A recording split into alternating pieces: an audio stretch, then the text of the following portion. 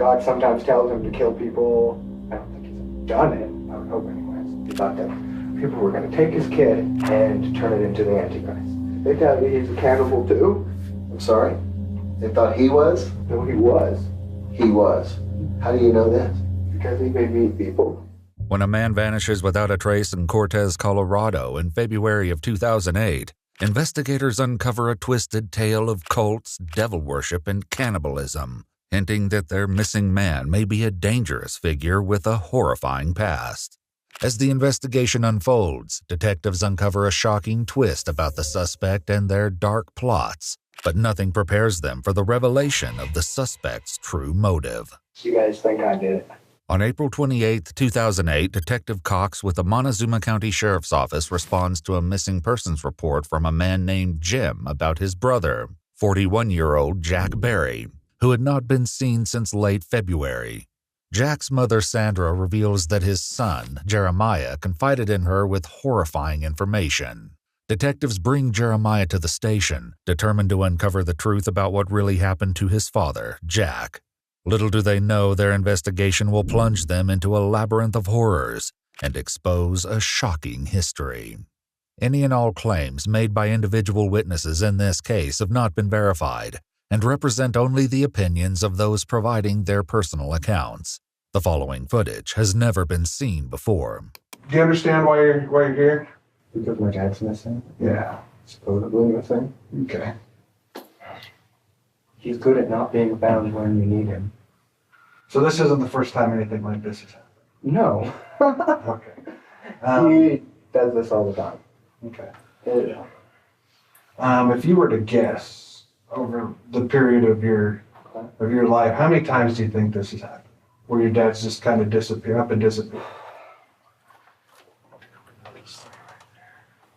9 times. He always creates some kind of incident and then a lie to go with it. Like last time he said that he got lost in a canyon and couldn't find his way out, and then he broke his leg. I don't think that happened, but Okay.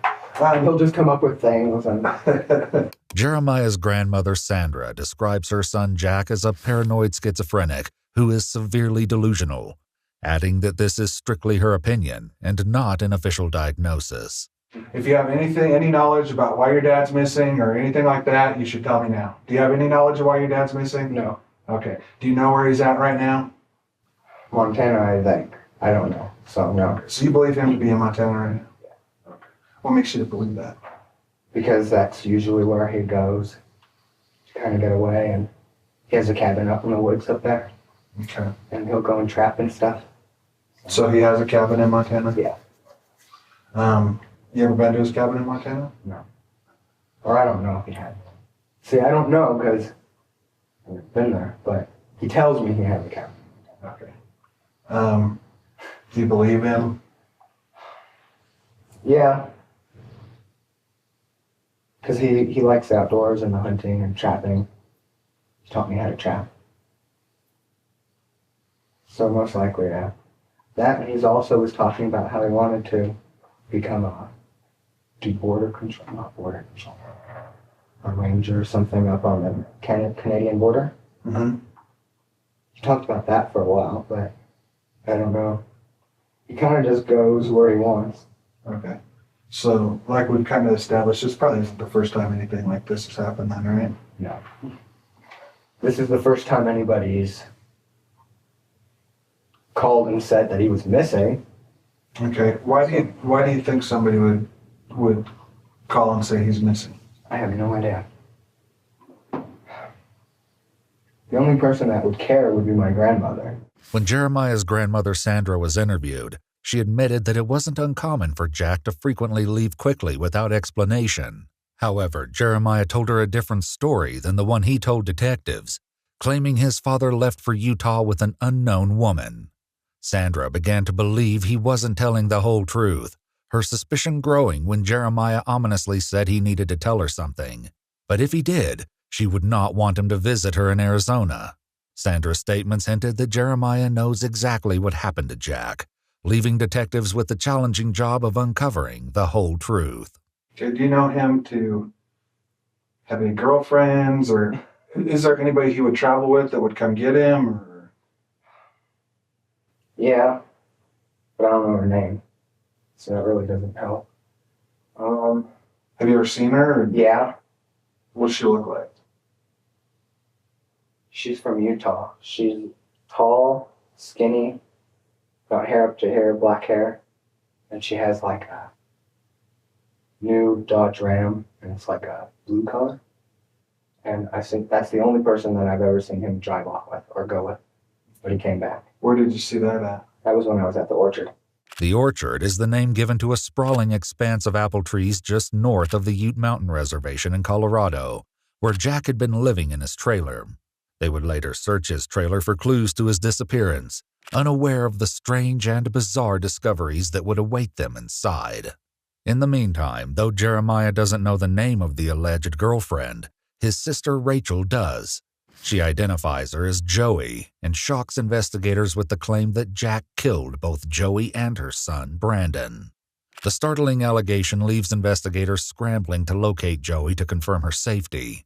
As Jeremiah continues, he suddenly turns the topic into a strange new direction. He was trying to work at the Excelsior plant. He was trying to work there for a while, but then he started thinking that people were going to throw him into the machines and chop him up Why would he think that? because he's crazy. When you say crazy, crazy, how do you mean? Like he hears voices, God talks to him, Okay, what does God say to him? lots of things. God sometimes tells him to kill people. I don't think he's done it, I would hope anyways. And that God says that the government's after him, and so there's wires everywhere. He thinks that everybody's wearing wire, like, While these behaviors are concerning, they do little to explain where Jack may have gone, forcing the detective to bring the conversation back to his last known whereabouts. You said earlier that you had last seen him in February. When was that in February again? I really don't know. Like what Approximately. Like the 23rd? So around the 23rd was the last time you saw him. Yeah, He was where at? at the orchard. And then he was going to go check on a job. And then he left, and then he came back. And then I was out with the sheep, and when I got back, he was gone, and You haven't seen him I since? haven't seen him So since. just over the course of one day, you saw him that morning, and then he was gone by that night. And how did you know he was gone? I mean, other than the fact that he wasn't physically there, did he take things with him or what? No, but he had he took his clothes and stuff, but the dog, he left his dog there. Would that be abnormal for him? Or? Not really. But usually he comes back for his dogs. Because usually he has hound dogs and he'll leave them for a while and then he comes back. This time he just hasn't come back, but it hasn't been that long. Usually he can be gone 3-4 months before he'll come and get his dogs. Investigators would soon speak with 55-year-old Elizabeth, the owner of the orchard and a nearby business and residence referred to as the Dog Hotel. According to her statement, Jeremiah lived with her at the Dog Hotel, where they shared a room for approximately 6 months prior to Jack's disappearance. She described Jack as a terrible person and a freeloader. She claimed he butchered her livestock, once roasting them whole over an open fire. Elizabeth recalls one harrowing incident in late 2007 where Jack went off the deep end, threatening to kill his daughter Rebecca, along with her husband and their children. Officers further note in the report that these violent threats led Elizabeth to consider shooting Jack. Whether she or someone else enacted this dark plan remains to be seen. For now, with Jack still missing, the priority remains locating him as quickly as possible. You know, we're trying to figure out where he's at and why nobody seems to have heard from him for months now. I know why he has a girlfriend. So No, I don't. expand on that a little bit. I just know he has a girlfriend because that's always where he is making more kids. According to Jeremiah's mother, Rita, Jack has as many as 13 children with his 4 former wives and girlfriends. So the day that you went out to tend the sheep, around February 23rd or so, snowing then, snow on the ground, what? So how did he hoof it out? Did he hoof it out of there on foot or? No, somebody would have had to pick him up because there was snow. I'm thinking that lady Did he say, hey, I'm probably be gone shortly, somebody's coming to pick me up? He doesn't say things like that. That's not his thing. He just up and leaves. Kind of a spur of the moment thing? Yeah. It's all of a sudden God tells him he needs to go somewhere else to do God's work, and he's gone. As detectives begin probing for more information about Jeremiah's relationship with Jack, they'll soon uncover unsettling patterns of behavior that only begin to scratch the surface of a deeply disturbing past. How was your relationship with your dad? We get along. Did you guys argue much, or? No. Because before that, I didn't really talk to him. I didn't see him for maybe 5 years before that. Because I lived with him in Colorado Springs, and then him and my stepmother got a divorce, and she left, and so then I came back with my mother. I wouldn't say we're friends, but we're not enemies. Because he's really not a father, because he just kind of comes and goes. And so it's kind of like an uncle. So you don't have that fatherly attachment to him? No. Okay. I So don't think any of us do. does it hurt your feelings that he's just up and disappeared? Does it make you wonder, or? No, because I'm used to him doing this. Honestly, this isn't shocking at all. It's like he's always leaving. So it doesn't make you feel bad? No. However, troubling statements from Jeremiah's mother, Rita, along with unsettling remarks from Jack's children, Rebecca and Josh, would soon point to a far more horrifying reason for their detachment. Had you and your dad ever been, or did you know of your dad getting in fights and arguments with your family here in town? Oh, yes. Tell me a little bit about that.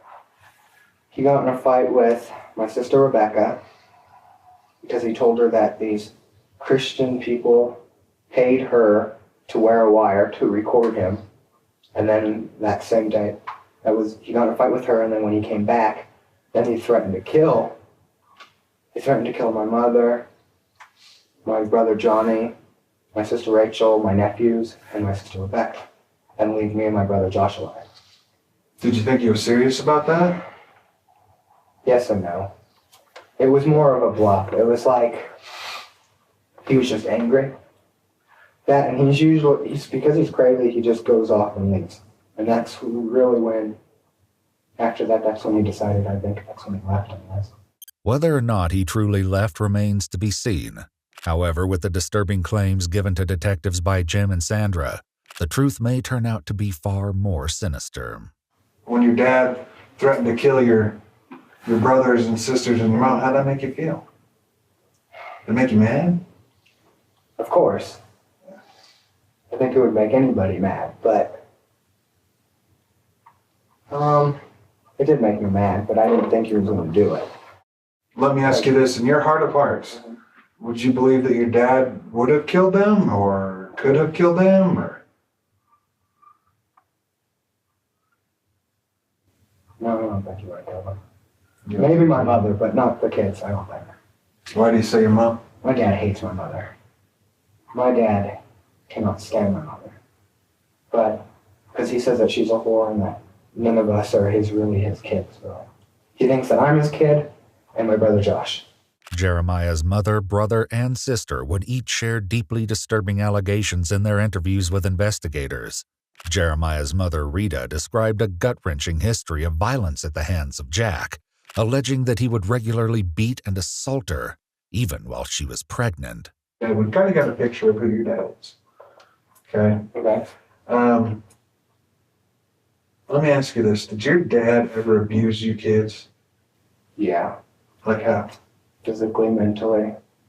He abused almost all of us. Like, he would make fun of you and make fun of all of us. And he'd beat the crap out of all of us. Or no, actually, that's not true. He would beat the other kids, but he would beat the crap out of me. You worse than them. Yeah, usually. But that was also because I was the oldest and he was around way longer than that. Because when he left, most of the kids were still real young. Josh and Rachel would substantiate these claims, adding that Rachel and Jeremiah had each experienced further, more appalling forms of violence from Jack. These terrifying allegations are only the beginning, as deeper, more chilling secrets from Jack's past continue clawing to the surface. Still, Jack remains missing, and despite the harrowing revelations, none of it points to what may have happened to him. You described your dad several times as crazy as can be. A lot of times that stuff runs in a family. Believe me, I know. Did any of that get over into you? I mean, do you have problems with anything, hearing voices or anything? How about his parents, his mother, his father? Were either one of them having problems with his it? father was crazy, too. According to Sandra, Jack's father, Jack Kiesling, also known as Reverend Whitehorse, had a bone-chilling history of violence. She claims he led a devil-worshipping cult in New Mexico near Silver City in 1986. Police did confirm there were unsubstantiated rumors of devil worship in the area in the 1980s, but no specific information regarding Kiesling or Reverend Whitehorse was found. The harrowing discoveries made in Jack's trailer at the orchard revealed that perhaps he was equally fascinated with dark energies, just like his father. Meanwhile, Jack's shocking history takes a dark and twisted turn, as Jeremiah's sudden admission brings horrifying new implications for their missing subject. They tell me he's a cannibal, too. I'm sorry? They thought he was? No, he was. He was. How do you know this? Because he made me eat people. Who did he make you eat? Dead Mexicans that were illegal. And who killed them? He did. Where was this at? All over the place. Colorado Springs, Arizona.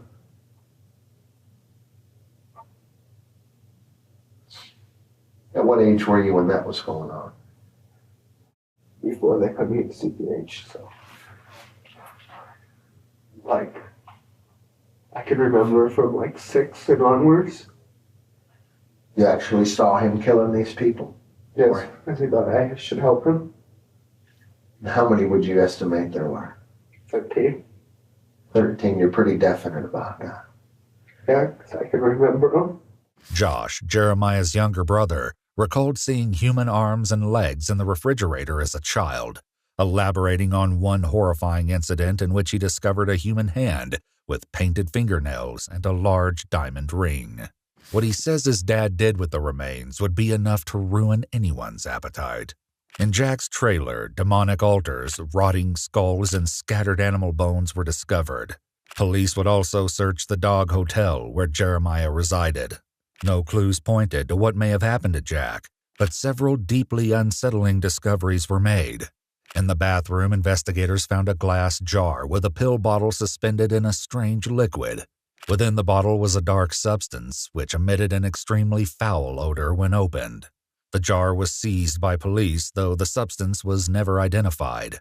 Detectives also located several journals belonging to Jeremiah, its pages filled with unusual drawings, hinting that the familial fascination with the occult didn't end with Jack. Jeremiah's haunting desires and a grim sketch would later be found hidden among the pages, leaving investigators speechless. When you say he tried to make you help, how did he try to make you help? Like, cut him up. Because he was a meat cutter. And he was teaching me how to cut him up so that it would be the most tender. And he would force you to eat them as well. And were they all of these people Mexicans that were illegals, or was there other people involved too?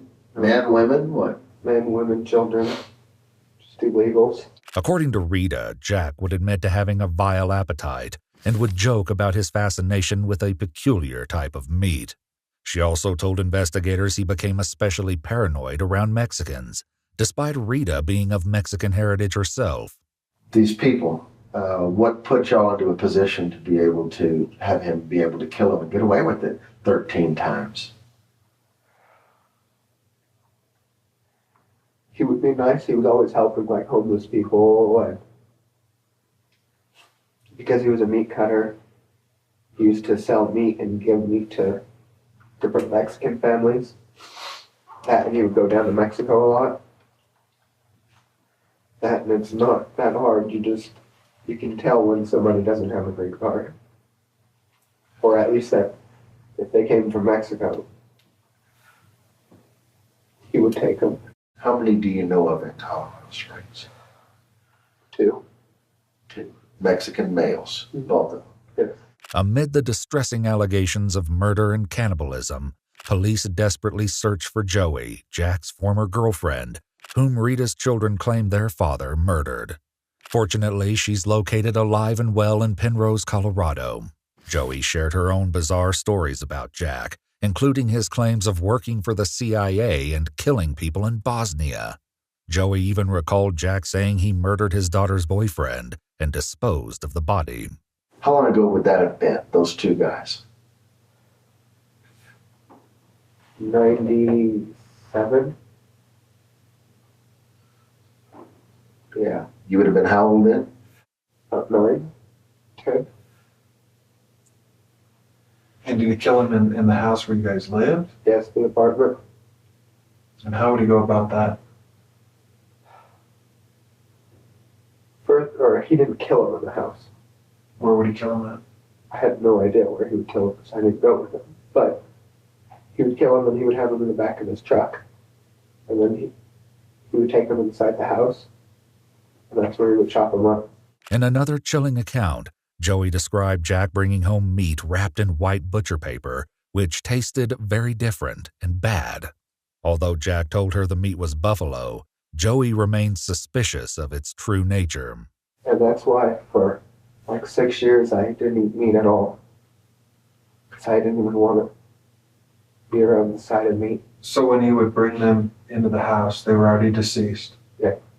Well, I mean, it's a big, it's a lot of work I would think, to handle a body like that. Where would he store them? How would that work? A lot of the times they would already be chopped up into sections. And then I would have to go and help him carry it in. So have you help him bring it into the house? Yeah. And then what would he do? We would chop them up and put them in the freezer. And is that what you guys use to sustain yourselves off of? When my mom wasn't around, yes. Despite the troubling testimonies of violence, murder, cult activity, and cannibalism, none of what they've heard so far explains or provides any clues why Jack suddenly vanished without a trace, or where he may be. However, the detectives appear to have their own theory, but their subtle hints will not go unnoticed by Jeremiah. As you can see, I'm kind of old, But I've worked quite a few missing person cases, and most of them the people turn up somewhere later on just fine. But a couple of occasions, they weren't fine. Some bad things had happened to them. Okay, they were dead. And I have no knowledge that this is the case here, but I'm going to give you a hypothetical situation. Okay. If your dad's missing and somebody did kill him, what kind of punishment do you think that person should get? I don't know how to answer that question. What do you think would be fair punishment for someone that killed your dad? Matters what he did to them. So what would make it okay? It wouldn't make it okay. But Do you think that if someone went out and intentionally killed him, they should deserve a second chance? no. Yeah,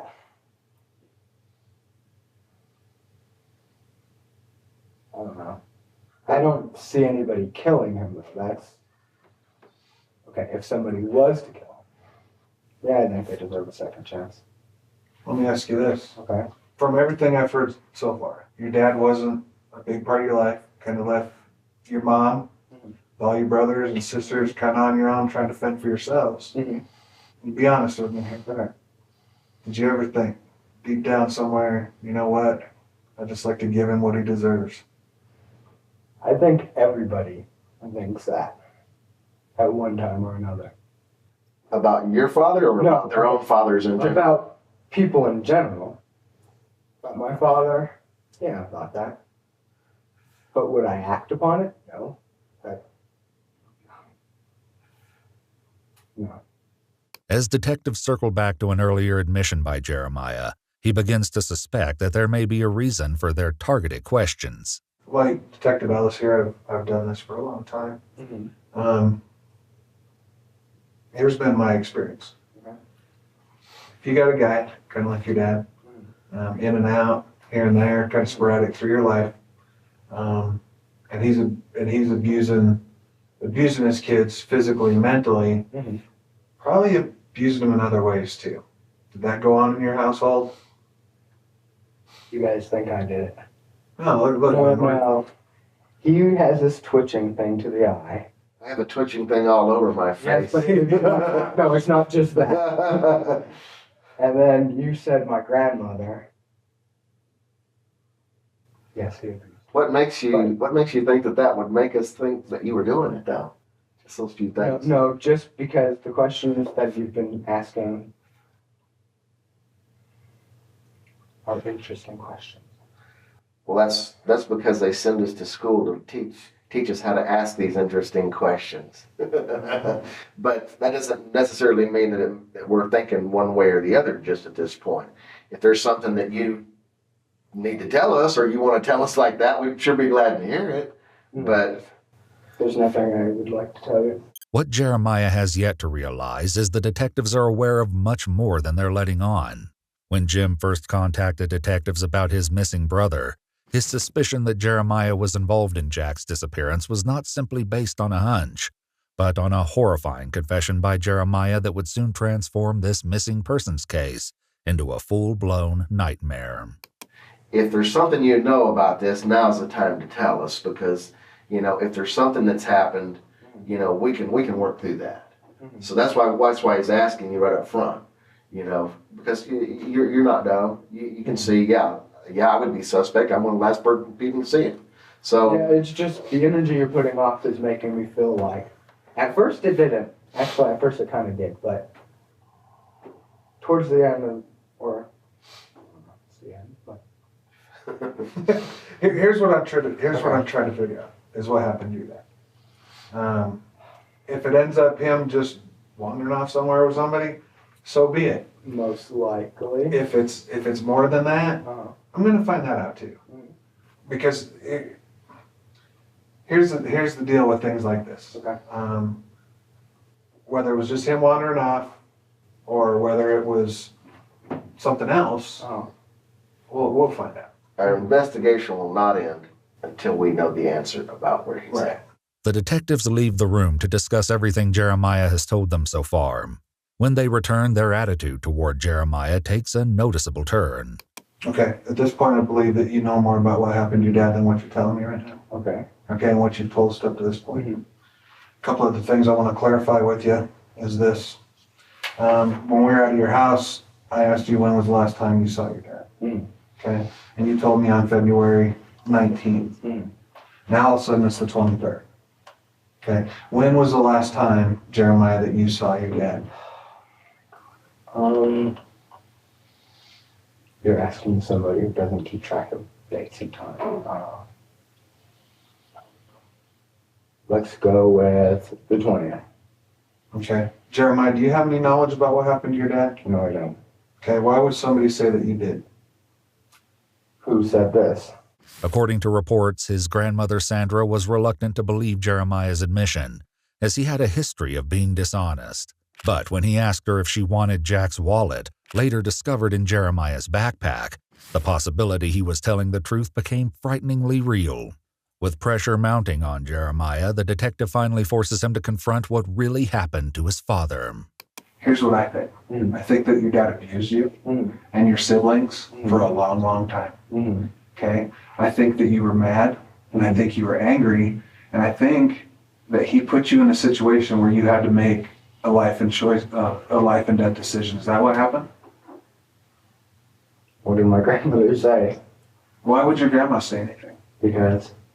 What'd you tell your grandma? Yes, he did. Okay. Okay, here's where we're at, Jeremy. Did he put you in a situation like that where you had to make a decision? Yes. And what was the ultimate result of that? What you guys think? What do we think, Jeremiah? Death. Are you saying you killed your dad? Yes. How did you kill your dad, Jeremiah? I shot him Where'd you shoot him at? in the head. Where at? At what location? Out in the woods. Jeremiah's startling confession is only the beginning of the nightmare, as his jaw-dropping motivations for pulling the trigger, as well as what he did with his father's body, have yet to be revealed. Where was the gun, or how did that come into play? He had the gun. Okay, how'd you get that from? When he went down and he put his stuff down. He went to go to the bathroom, and I went and I grabbed it from his jacket pocket. So it was a pistol? Okay, did you shoot him in the back of the head? Yeah. And then what happened? You said in the forehead earlier. Was it the back of the No, it was the back of the head. The back of the head. Yeah. While it's possible that Jeremiah simply misspoke, this isn't the only odd thing about his confession. According to his grandmother Sandra, Jeremiah confessed to shooting his father with a rifle, not a pistol, and that the shot was aimed at his father's forehead, not in the back. Can you describe what happened after that? I know it's kind of tough, but we kind of need these details as well. Like what? Where did you put the gun? Where's the gun at now? Where is he at? Things like that. The gun I threw into the Ennis River. To which river? The river in Dolores, Durango. Where at? Where were you at when you threw the gun into the river? It's a park. Jeremiah's journals recovered from the Dog Hotel contained a detailed sketch that appeared to be a dismembered body. Several pages also reveal sketches of satanic drawings. One page eerily contains the words, "Kill him," and "I will do what is necessary for my survival." And then I got rid of the body. How did you get rid of the body, Jeremiah? Listen to me, Jeremiah.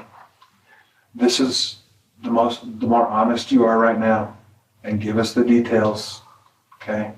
The better it's going to be for you, I promise you that. How do we doubt that? Here's what we do know, Jeremiah. Your dad was a rotten dad, okay? And he didn't do right by you and your siblings, okay?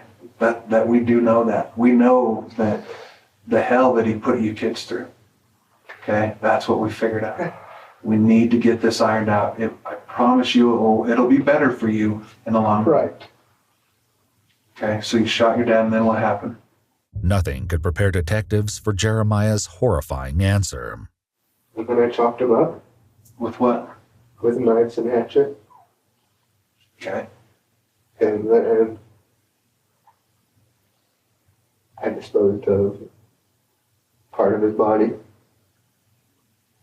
And then I disposed of another part, Disposed of what? the torso, Where at? on the reservation.